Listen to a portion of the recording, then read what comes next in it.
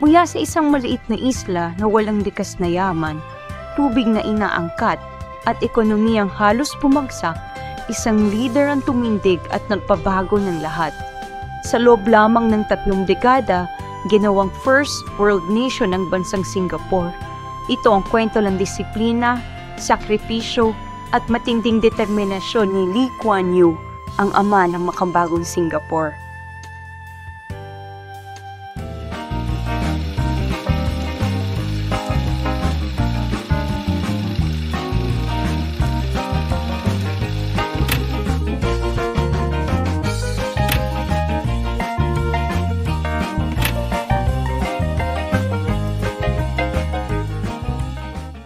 Si Lee Kuan Yew ay ipinanganak noong September 16, 1923 sa Telok-Ayer Street sa Singapore na noon ay sakop ng mga British.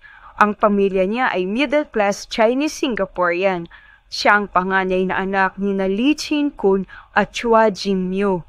Bilang bata, malaki ang naging impluwensya ng British culture sa kanya, lalo na dahil sa kanyang lolo na si Lee Hoon Leong na nagbigay sa kanyang mga anak ng English education.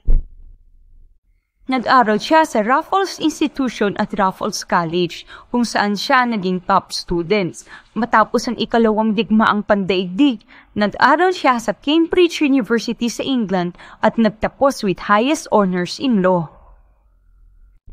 Habang nag-aaral sa England, nakilala at pinakasalan niya si Kwok Yok Chu na isa ring matalinong abogada at naging katuwang niya sa buhay at sa pampublikong paglilingkod. Pagkatapos nito, kumuha rin siya ng law degree sa London School of Economics. Doon niya na-develop ang kombinasyon ng Western logic at Asian discipline. Nagkaroon sila ng 3 anak ng kanyang asawa. Sina Lee Hsien Loong na kalaunan ay naging Prime Minister ng Singapore, si Lee Wei Ling na isang kilalang neurologist at si Lee Hsien Yang na naging negosyante at opisyal ng gobyerno. Noong 1942, sinakop ng mga Hapon ng Singapore. Ang karanasan ito ang nagmulat sa isipan ni Lee sa kalupitan ng digmaan at sa pagkawala ng tiwala at respeto sa sarili ng mga Asyano sa kanilang sariling bayan, dahil ito sa mahabang panahon ng kolonyalismo. Ngunit nang matalo ng mga Hapon ng mga British, napagtanto ni Lee na ang kapangyarihan ng kanluran ay hindi walang hanggan. Ayon sa kanya, when the Japanese defeated the British, I realized that the white man was not invincible. Mula noon, nangako siya sa sarili na kapag natapos ang digmaan, gagawin niya ang lahat upang makatulong sa pangbamon ng kanyang bansa at maibalik ang tangal ng mga Asyano. At pagkatapos na ng digmaan, bumalik siya sa Singapore na may malinaw na layunin, ang palayain ng bansa mula sa kolonyalismo at itaguyod ang isang gobyernong may dignidad at disiplina. Pagbalik niya sa Singapore noong 1949, naging abogado siya para sa mga unyon at mga ordinaryong manggagawa. Nakita niya ang kawalan ng boses ng karaniwang tao. Dito na nabuo ang kanyang paniniwala na isang malinis na gobyerno ang pundasyon ng kaunlaran.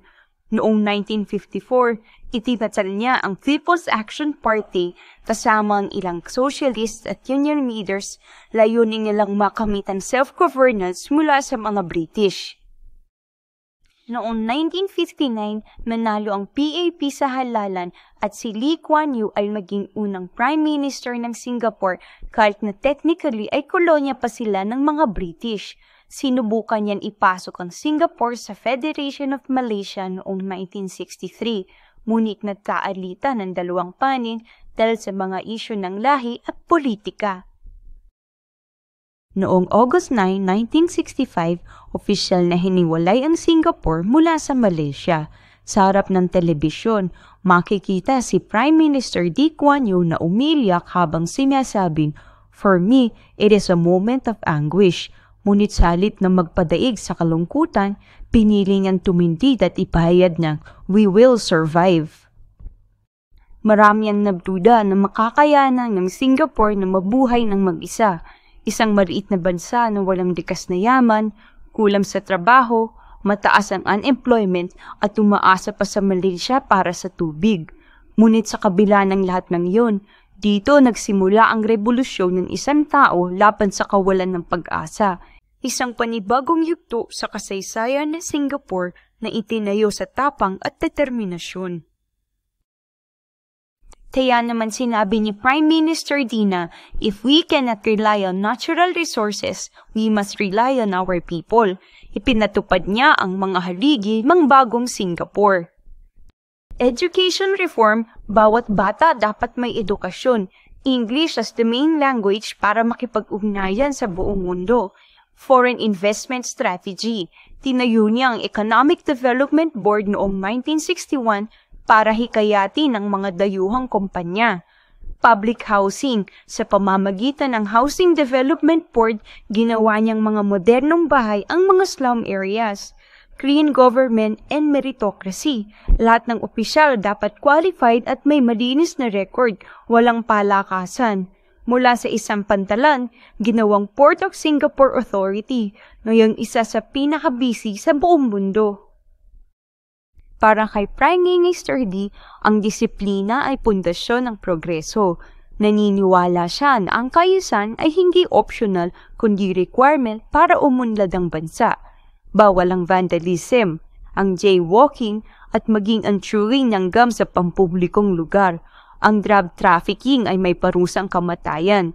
Para sa kanya, if nobody fears the law means nothing. Marami ang tumawag sa kanyang pamumuno na authoritarian, ngunit malinaw sa kanya na walang tunay na kalayaan kung walang kaayusan. Ang bunga ng disiplina ay kalinisan at kaayusan na kinaiinggitan ng buong Asia. He also pushed for racial harmony. Walang dominant race, lahat may equal opportunity. Lahat ng housing projects ay may kota para hindi magkaroon ng racial ghettos. Para kay Lee Kuan Yew, ang pinakamalaking yaman ng bansa ay ang mga taong may talino at katapatan. We cannot afford to have stupid people in the government, ika niya sa isang speech. Pinataas niya ang sweldo ng civil servants para maiwasan ang korupsyon. Ang mga ministro ay binabayaran ng competitive salaries para hindi na magtukso sa laday. Tinalo ni Lee ang korupsyon sa pamamagitan ng mataas na pamantayan at sa tamang sahod sa mga opisyal. Bawat posisyon ay kailangang mapunan ng taong may kakayahan, hindi ng koneksyon. Kaya't ang civil service ng Singapore ay kinikilalang isa sa pinakamalinis at pinakaprofesional sa buong mundo. By the late 1970s and 1980s, ang Singapore ay naging manufacturing and financial hub. Lahat ng multinational companies, katulad ng Intel, ng Sony, Shell, pumasok sa bansa at habang ang ibang bansa ay nalulugmok sa utang, ang Singapore ay patuloy na umaangat. Ang Port of Singapore ay naging isa sa pinakang aktibo sa buong mundo at ang Changi Airport ay kinilala bilang isa sa pinakamahusay na paliparan. Mula sa GDP per capita na halos $500 noong 1960s, umakyat ito sa higit na $20,000 pagsapit ng 1990s.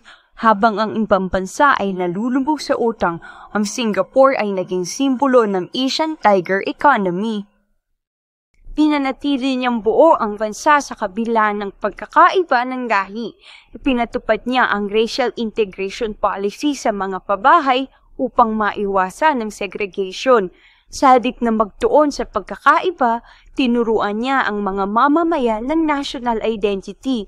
Ito'y bago ka maging Chinese, Malay o Indian, ikaw muna ay Singaporean. Noong 1990, bumaba siya bilang Prime Minister pagkatapos ng 3 dekadang paglilingkod. Nanatili siyang Senior Minister at kalaunan ay Minister Mentor upang gabayan ang mga sumunod na leader kabilang ang kanyang anak na si Lee Hsien Loong. Noong March 23, 2015, tumanaw siya sa edad na 91. Libu-libong mamamayan ang lumabas sa ulad upang magbigay galang.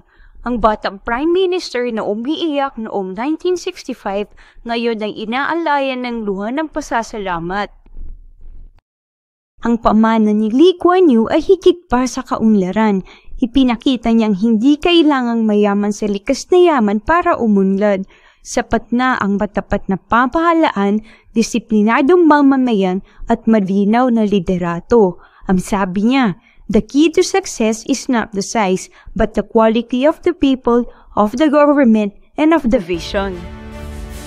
At sa ilalim ng prinsipyong yun, mula sa abo ng kahirapan, isinilang ang bansang Singapore. Malinis, maunlad, at tinitingala ng buong mundo.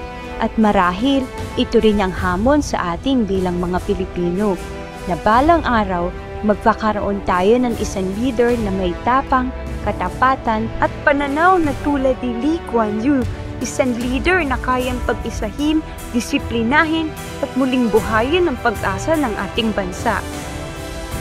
And let there be no mistakes about this. Whoever governs Singapore must have that iron in him, or give it up.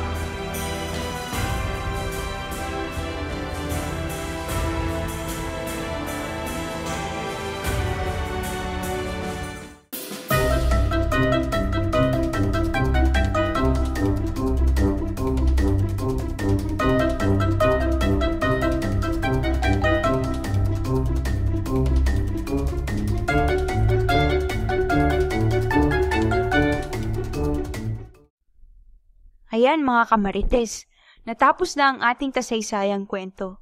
Sa channel na ito, pag-uusapan natin hindi lang ang mga sikat na bayani, kundi pati ang mga misteryo ng krimen, kababalaghan, pamahiin, at syempre ang mga tinatawag nating kwentong barbero. Kung may gusto kayong ipaimbestigang kwento, comment lang. Huwag kalimutang mag-like, share at subscribe. Ako si Marites Historian at ito ang Kwentong Barbero, Chismis o Totoo.